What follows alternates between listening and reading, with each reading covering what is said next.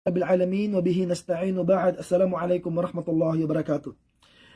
Isa ka ba sa mga tao na hanggang ngayon ay may nararamdaman na masakit mula sa kanyang katawan? So mayroon pong gamot na itinuro sa atin ng propeta sallallahu alaihi wasallam. Paano po matatanggal ang sakit na yan biidnillah? Naikwento ni Uthman bin Abil As radhiyallahu anhu na siya po ay pumunta sa propeta sallallahu alaihi wasallam annahu syaka ila Rasulullah sallallahu alaihi wasallam waja'an. Meron siyang nararamdaman na sakit yu'limu jasadahu mundu aslama. Kasi meron siyang nararamdaman na sakit, masakit mula sa kanyang katawan simula nang siya ay magmuslim. Sabi niya, ya Rasulullah, meron akong nararamdaman na sakit, hindi na maalis-alis simula nang ako ay mag-Muslim. Ano ang ginawa ng propeta sallallahu alaihi wasallam?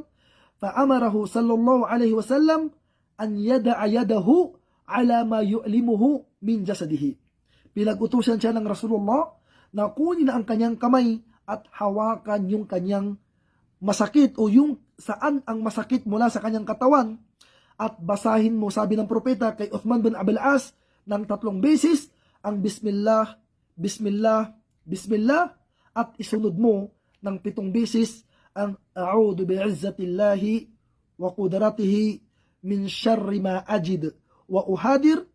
Ulitin natin, a'udhu bi'izzatillahi wa qudratihi min syarri ma ajid wa uhadir. 7 beses po, insyaallah, matatanggal po ang sakit mo o nararamdaman mo biidnillah. Ang hadith na ito po ay Sahihu Muslim, mga kapatid sa pananampalatayang Islam. Kaya kung ikaw ay isa sa mga tao na may dinaramdam na ganito, gawin mo lang kung ano ang ipinag-utos ng Rasulullah kay Uthman bin Abil As al-Thaqafi radhiyallahu anhu, na kukunin ng pwede po ang kanan at kaliwang kamay, sabi ni Sheikh bin Baz, walang problema, at hawakan mo yung masakit at basahin mo ng 3 beses ang Bismillah at yung binanggit natin kanina na a'udhu bi'izzatillahi wa qudratihi min syarri ma ajid wa uhadir, na ang kahulugan ay humihingi ako ng kanlungan mula sa kapangyarihan ng Allah subhanahu wa ta'ala na matanggal kung anuman yung sakit na aking nararamdaman at kung anuman ang kahihitnatnan ng sakit ko na ito sa mga nakakatakot o nakakalungkot na mga sakit. So biidnillah, tatanggalin po ng Allah subhanahu wa ta'ala ang sakit na yan. Pinaka-importante, mag-ikhlas ka po at mag-intensyon na walang nakakagamot sa lahat ng sakit maliban ang Allah subhanahu